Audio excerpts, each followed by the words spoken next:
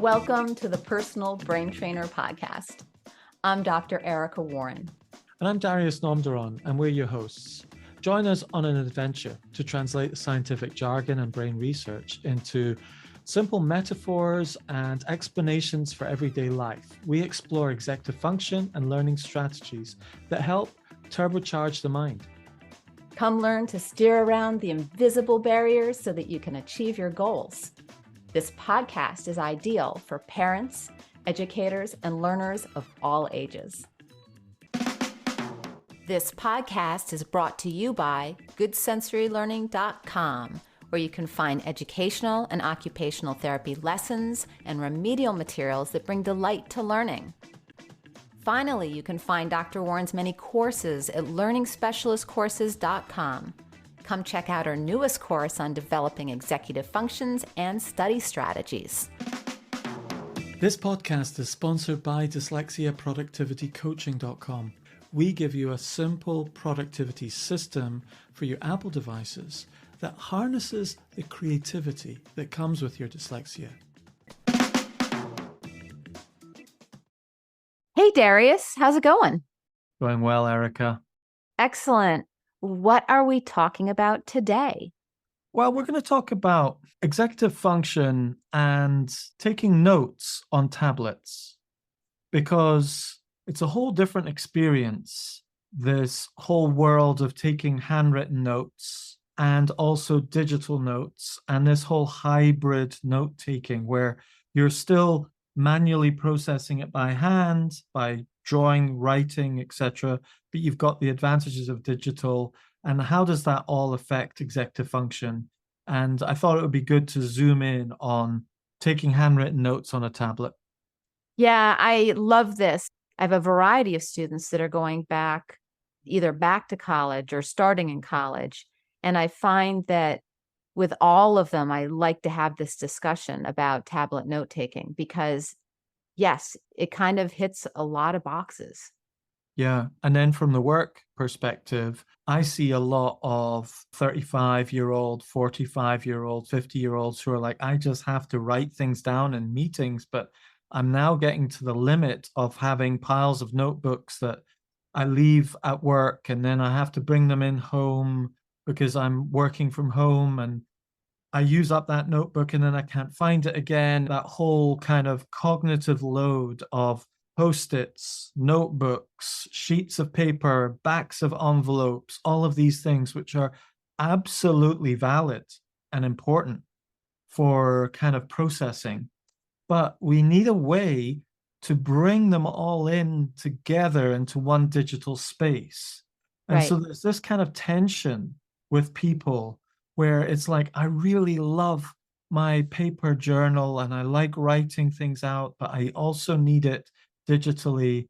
But then I also like writing. I don't mind writing on a tablet. So there's a whole range of kind of this, I would call hybrid note-taking, where it's still physical and handwritten, but also digital, or the potential to be digital.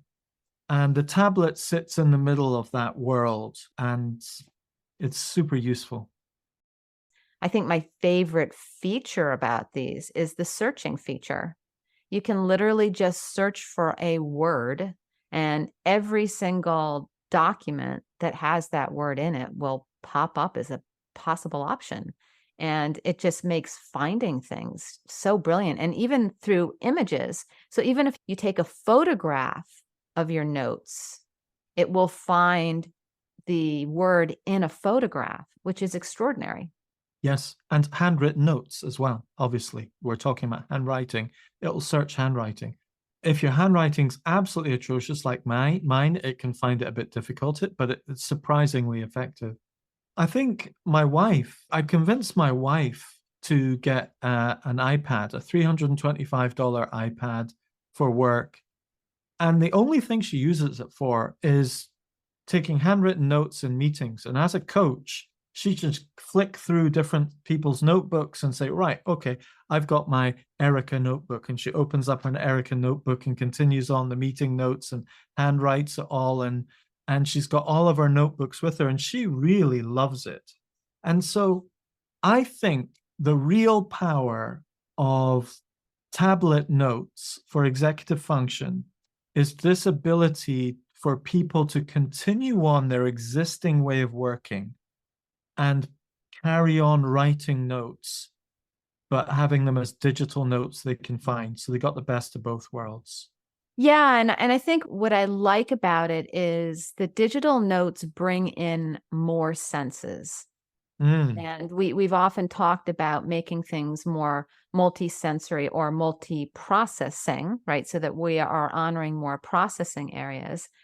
And I thought it'd be kind of interesting to talk about how it addresses more processing areas. So, for example, your digital notes can be auditory because yeah, you can have them read back to you, that's right. or you can record the audio and listen to it again.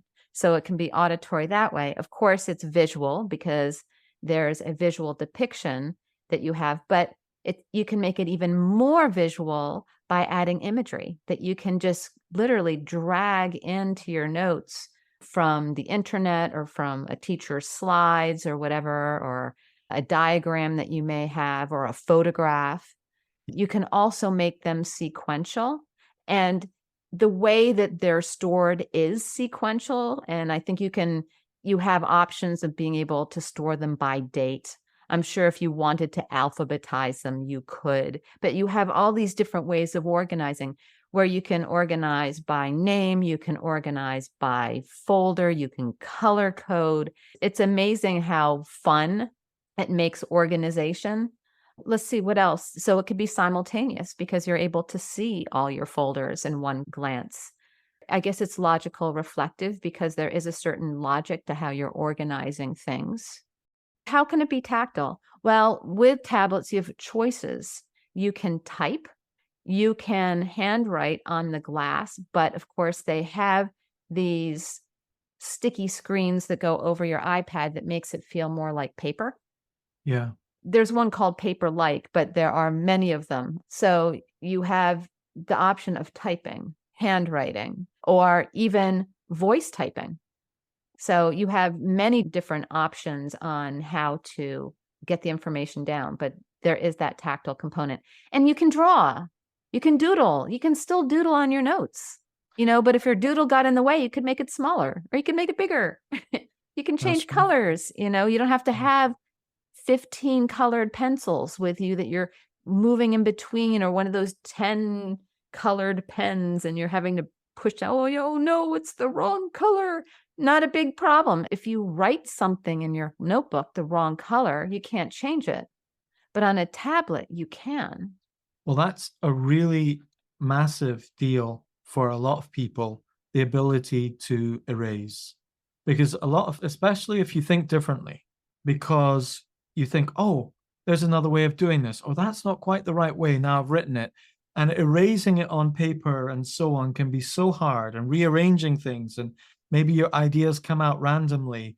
Well, no problem. I'll select that and I'll move it and so on. So that ability to adapt and that cognitive flexibility, because sometimes when I'm teaching children how to mind map on a piece of paper, what I've learned now is that they should use friction pens. So they draw the mind map out and they can erase it and move things around, because it removes that kind of permanent feel. Oh, the moment I touch my pen to the paper, that is the permanent location of that word or symbol.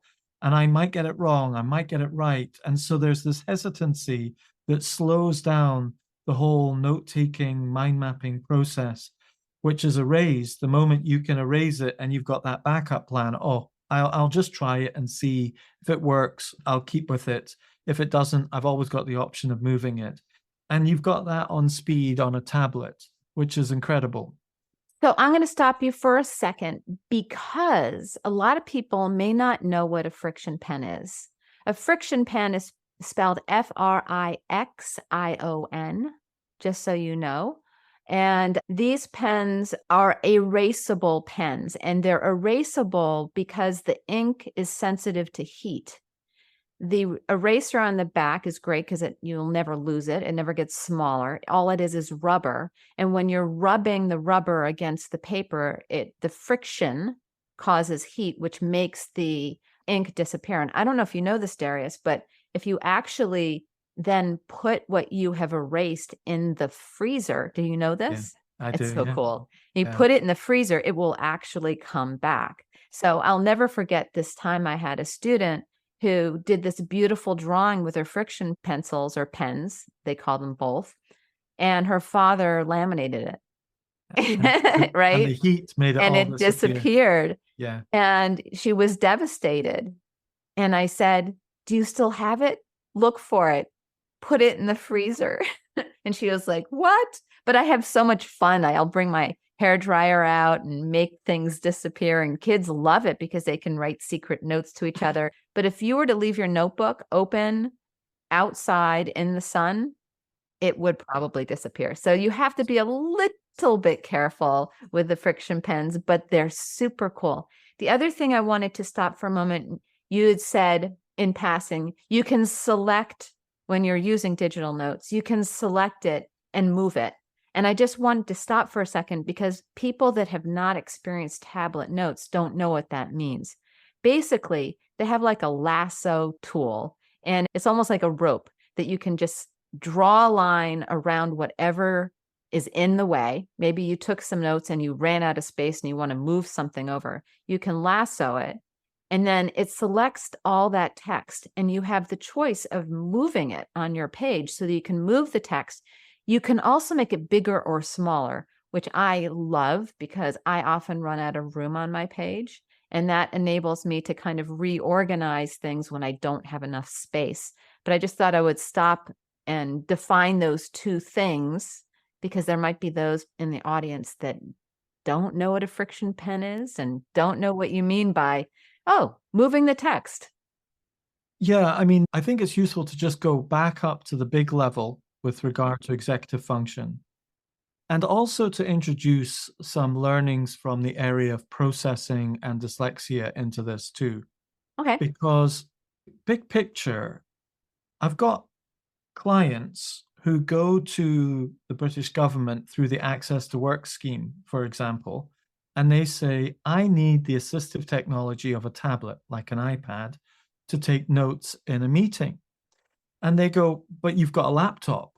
And they go, yes, I know I've got a laptop, but typing up notes just doesn't help me internalize the notes. And actually, there's been research done on this that handwriting notes gives you 20% more retention and understanding of the meeting and also of the notes.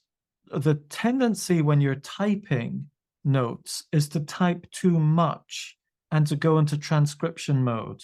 The tendency when you're handwriting is you emphasize the processing of the information more, writing less, focusing on keywords, bullet points, concepts, and so on.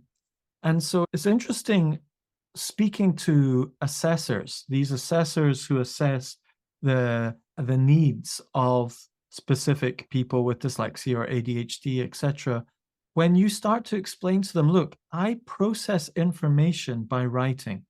That physical movement of writing and deciding to move your hand and body in a certain way, it's a way of embodying that information that is way more grounding than just typing on a keyboard a few finger presses.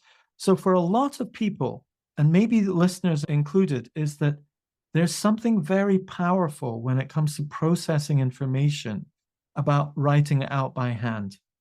And writing things out by hand is slower than typing for most people, but there's something very powerful about internalizing and making it your own.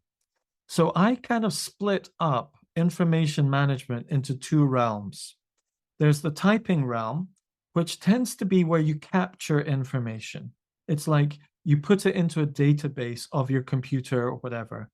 When you go into handwriting a journal or handwriting notes, you're kind of digesting and internalizing that information.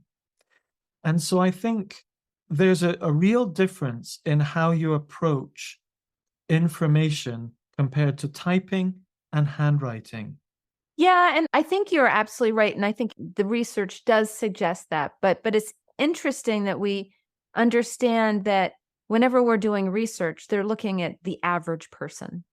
I Yeah. do have some students that process better through typing, and largely because handwriting is slow for them. And these are people that are hyper fast processors and they're touch typers.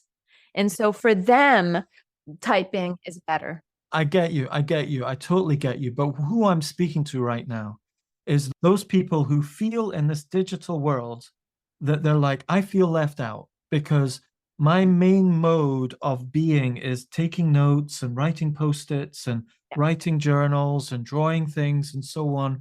But so many people who feel like that, me included, and that's why I'm quite passionate about this, is that the digital world is like, well, type it out. And I'm like, well, I don't process by typing stuff out. I Yeah. process by hand. Where do I belong? Where do I fit into this world? And if you're thinking that, I highly recommend you buy an iPad and put onto it an app like GoodNotes or Notability or OneNote and start writing your notes out by hand like you're used to. And you'll go, ah, I finally feel a place in the digital world where my way of processing belongs. Yeah. And I think a lot of these people who feel that do prefer to process by typing, and there's a lot of people quite happy typing and it's perfect for them, absolutely perfect. There's absolutely no need for them to handwrite. The last time they hand wrote something was when they had to write a check or sign a contract or whatever. And they don't have a pen nearby or anything. They're just like, I'll just type it out on my phone or my computer, or if they've got a tablet, they'll be typing out with a keyboard on their tablet. They're like, I can't be bothered writing on it. But there's a whole nother set of people, I would say a good chunk, I would say especially the middle-aged realm of people where we're so used to processing by writing that Yes. you don't need to feel like your executive function has to be compromised by going, gosh, I've got to type everything out again on my office computer and it's just deadly for me and I don't feel any connection to it. But if you introduce a tablet, it will really help you connect into the digital world and also improve maybe some of your executive function. Well, what's great about it is it hits on everything. You can voice type, you can use a keyboard, you can hand type, you can pull in images, you can really do it all. So, yeah, and I get it, I think within our generation and older, where there's just a resistance to even learning it. Yeah.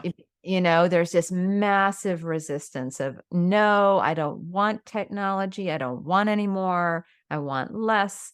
But in fact, it's all about executive functioning. It's all about being able to manage the load, the fact that you can get notifications, that Yeah. it communicates with you. If you can't find something, it finds it for you. If you can't locate it, you can locate it with another device. It really is a massive time saver. Absolutely. Yeah. Absolutely. And you know what's interesting? Going back into the bigger picture, I've got three devices: my laptop, my iPad, and my iPhone. Okay. My MacBook, iPad, iPhone. And it's interesting because I realize I think differently depending on the device I'm using. So I have noticed on my MacBook, I do a lot of administration. On my iPad, I do a lot of thinking. Hmm. And on my phone, I do a lot of capture and communication. Hmm. Right. So I think of my phone as a capture device. I think of my iPad as a thinking device. And I think of my MacBook as an administration device. Yeah. That's a cool way of thinking about it. And what's great about it is these devices communicate with each other. Yes. That's the trick. And then I think, if we also dive in a little deeper and look at the different parts of executive functioning, that would be a fun thing to do. Like, how does digital note taking help with cognitive flexibility? because you can go back into your notes and you can Yes. change them. Now, Yes. normally when you handwrite notes, you can't change them. That's right. You Yeah. and you have to rewrite them, which, Yes. can have some benefits, but many people don't have the time. But you can take notes that you even do in class, and they can be quite messy and cluttered, but you can adjust them, and you can add color to them, and you can change your handwriting to type text, and you can just have a lot of fun creating those new ways of organizing the content, which in a way makes your notes more flexible, but also gets you to be thinking more cognitively flexible about how to produce your notes in a way that really help you to learn them. But so let's look at, so that we've looked at cognitive flexibility. What about inhibitory control? Well, How could digital note taking help with inhibitory control? well, one of the interesting examples of all of these three areas are digital journaling. Okay. And so there's a huge thing in the world of the iPad, which is, how in the old days you would have like a calendar and you'd write up your calendar, or you'd have a filofax and you'd flick over paper sheets and you would unclip sheets and move them in different places, and you'd write in your calendar and you'd have a list of shopping lists and you'd have a divider and so on. Well, people have created these digital versions of those on your iPad. So you can still draw up your beautiful notes and color it in and put little stickers on it and really prettify it and Instagram it, and just spend a great deal of time just dwelling on and artistically drawing some key pictures and words. And for a lot of people, that process of journaling in this way, where you're not journaling by writing, but you're journaling, I've not got the right term for it. What's it called? Do you know what it's called? Where you buy these PDFs that cost like $20 or $50 just for one PDF, and you import it into your iPad, and then that's your whole year. You've got your weekly calendar, your daily calendar, and you write it in. Yeah, And they're like templates that you can purchase. You can even get them yeah, on Etsy. They're all over yeah, the place, where that's people have right. already created these templates that you can then bring into your note taking. Digital And planners. That's what they're called. sure. Yep. Digital planners. Yep. Yes. I even sell one. Is it digital? It could be digital. I mean, it's ultimately, it's created. It's a planner that I created on PowerPoint, but Yes. then you can personalize it. Yes. Well, actually, a lot of people create these digital planners on PowerPoint because the hyperlinks Right. still work inside of, like, they import it into Notability or GoodNotes, and Yep. they've got all that functionality, but they can write on it comfortably and so on. Anyway, it's a huge, big thing It in the is. world of iPad. And I highly recommend you getting one of these, free one or paid one, and importing into GoodNotes or Notability and playing around with it. Because for a lot of people, for them to think through things, they either need to speak or they need to draw.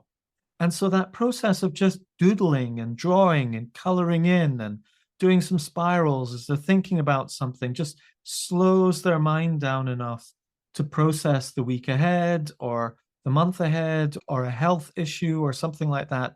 Now, I'm not saying this is for everyone, but often the people who want to be a little bit more reflective, who want to slow down a little bit, be more meditative, that process of handwriting and drawing and so on really does that well. I love to use it for my private practice. So if someone fills out my intake information, I throw it into GoodNotes, which is the one that I like to use.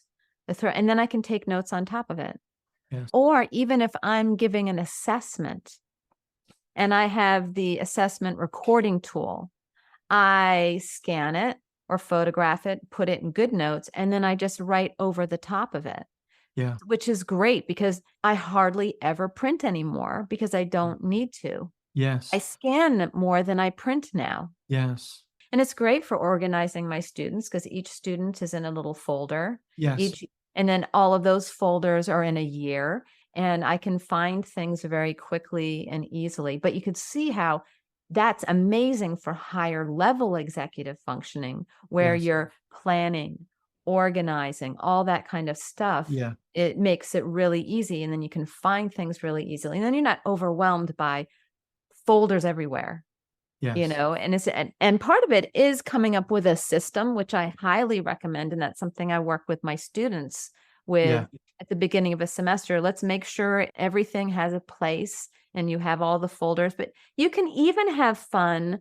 All of these digital note-taking options like OneNote, GoodNotes, and Notability have really cool like folders. So it's not just like the traditional folder that you see on your desktop.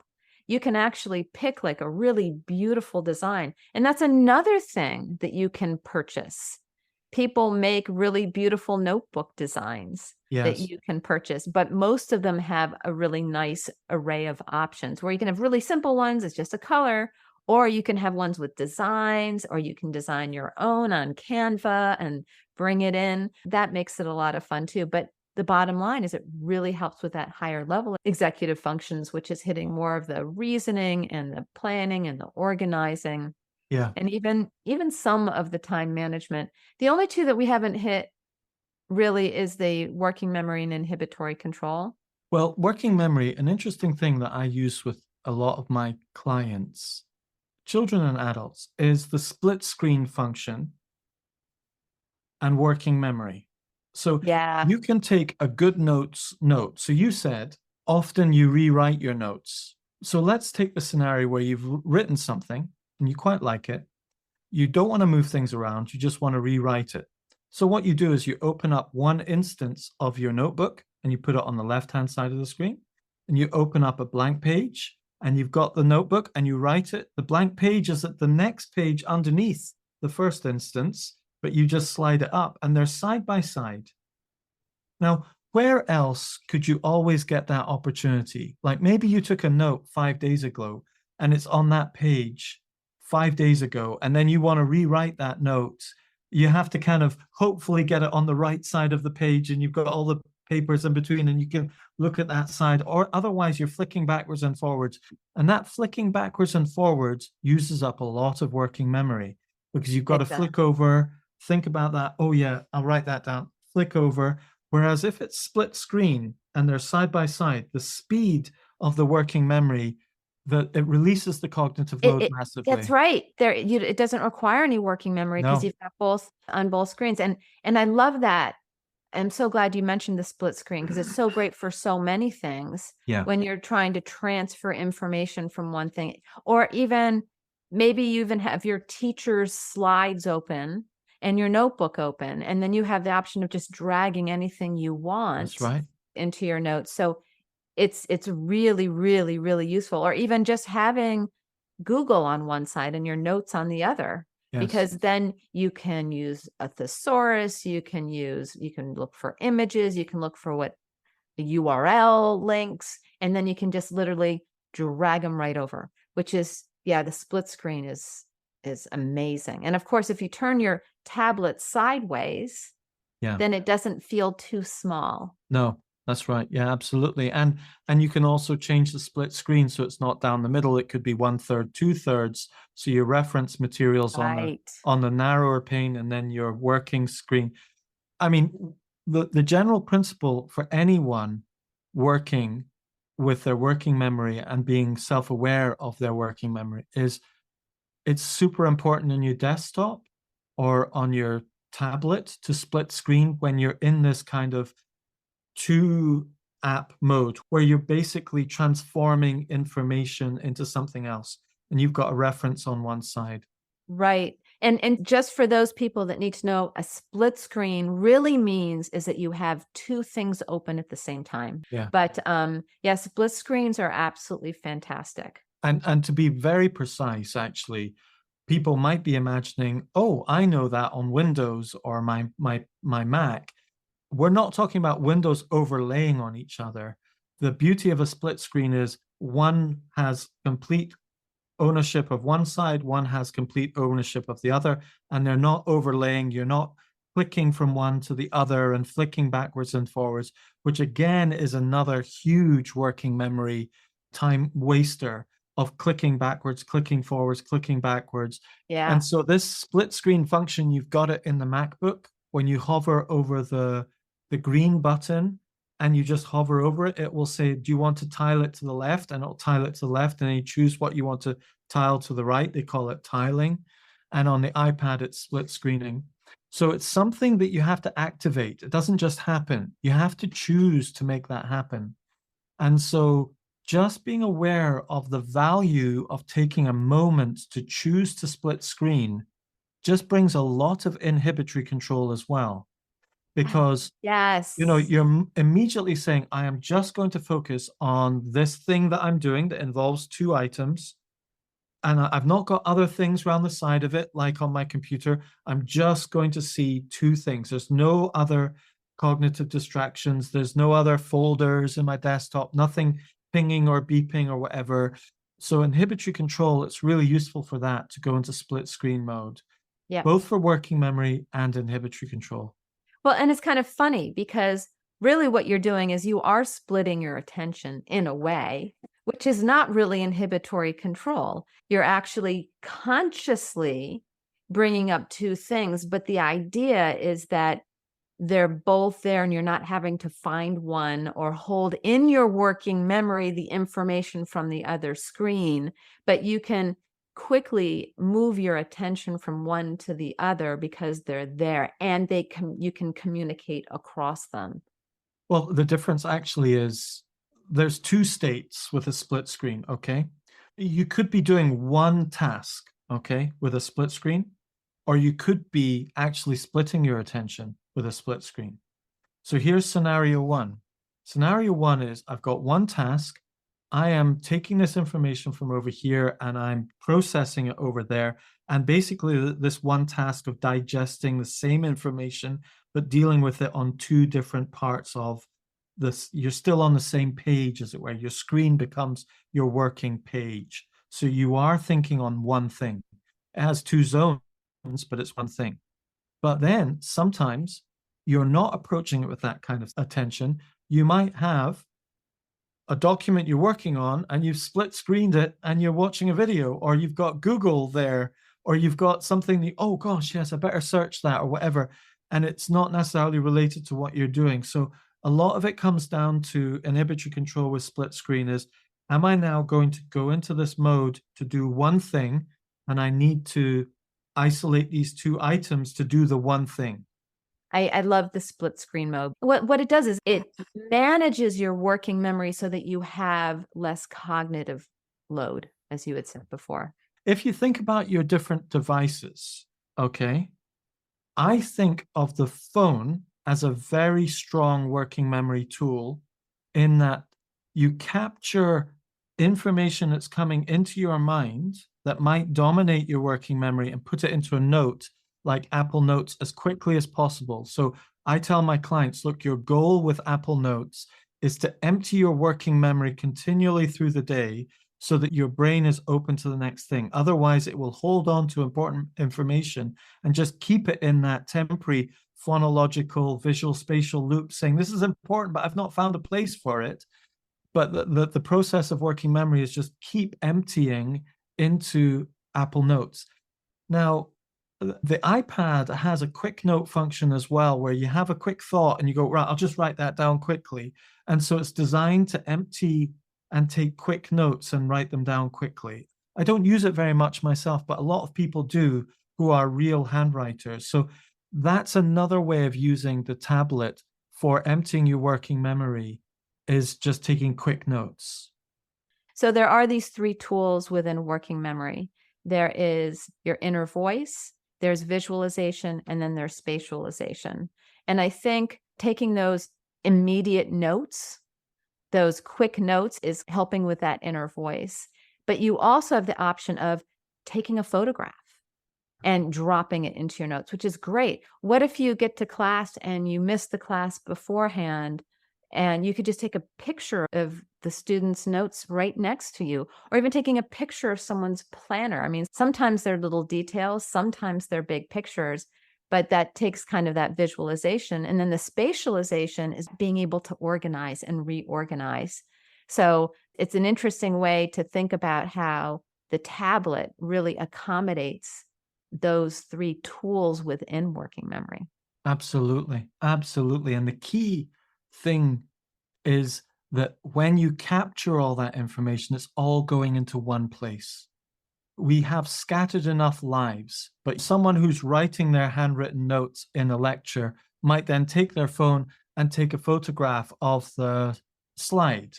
But then there's no connection between the slide and the handwritten notes. There's no reference to it. Whereas if you lift up your iPad, take a photograph of the notes, and then carry on writing, it's there embedded in the right place in your notes. And it doesn't just stop there. You might decide, oh, I'm going to take an audio recording of this lecture and I'm going to take some handwritten notes. What if you could take an audio recording of the lecture, handwritten notes, all in the one notebook, and at the end of the lecture, you can move the audio recording and it will show you in the handwritten notes where your handwritten note was, or vice versa. You can click on a point in your handwritten notes and it'll tell you where the audio recording is, and you hit play and you catch up on one little bit that you missed. It's so Right. powerful having everything in one note. So this concept of multimedia, oh, that's a good photo, I'll take a photo. Oh, that's a good URL reference, I'll drag and drop it straight into my notes. Oh, that's a great audio snippet, I wish I had captured that. Well, you hit record and it'll record the audio. Could you say that again? Record audio, take some notes, you've got it. Or you could just record it right from the beginning. So this whole multimedia, multisensory kind of experience that we crave for often, we can embed that within our notes. Yeah, and you can go back and you can add more images. Say you didn't like the teacher's diagram of carbon cycle, then find one that you love and integrate it into your notes. You can Yeah. fill in those gaps, Yeah. and you can make the space in your notes anytime to create additional notes to fill in those gaps.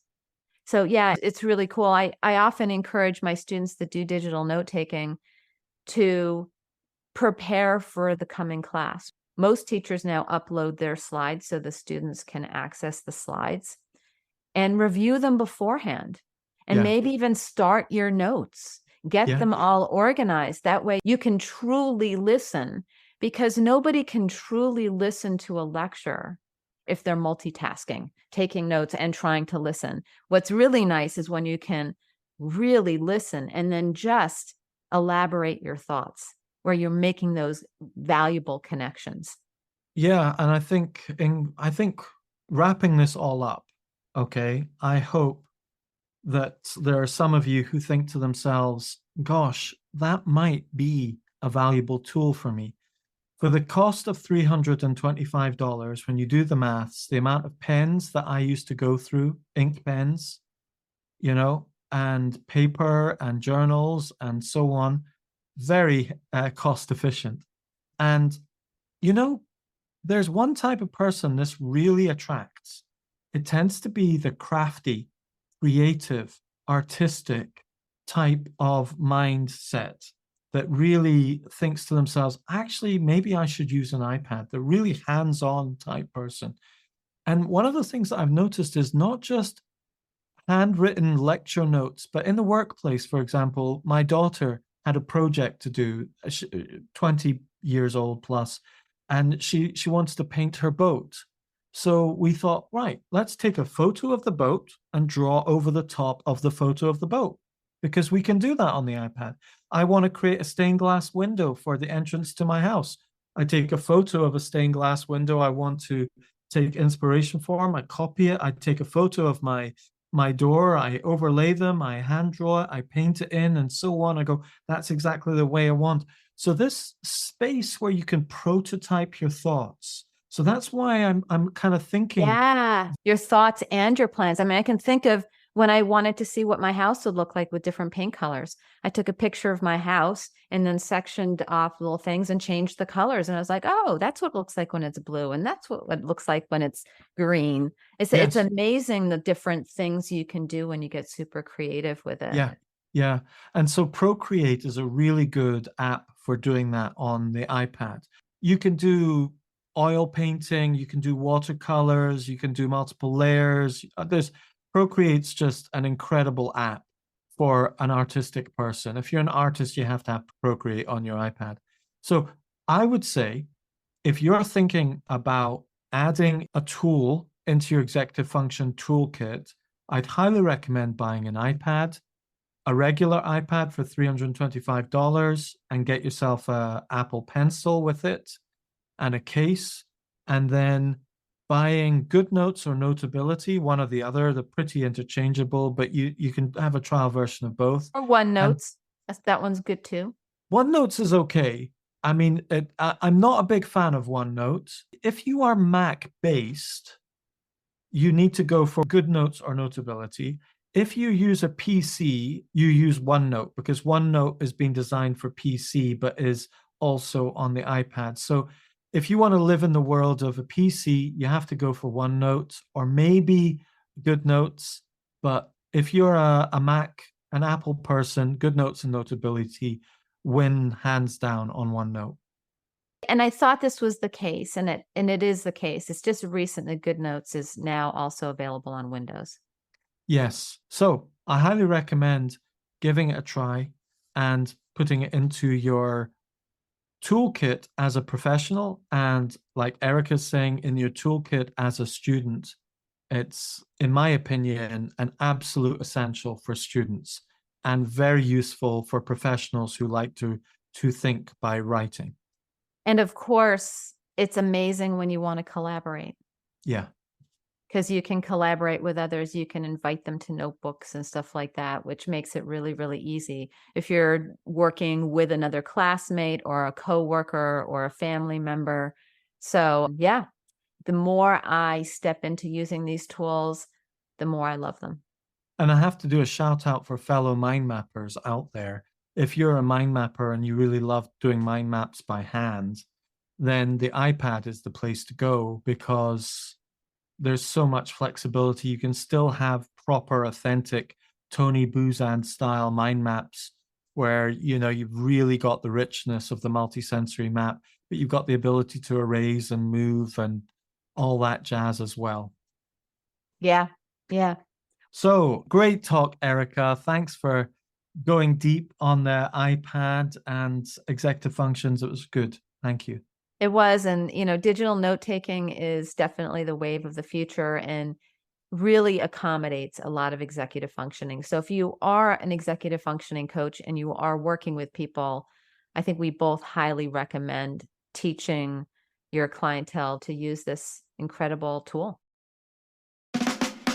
Thank you for joining our conversation here at the Personal Brain Trainer podcast. This is Dr. Erica Warren. And Darius Nomderon. Check out the show notes for links to resources mentioned in the podcast. And please leave us a review and share us on social media. Until next time, bye. Bye.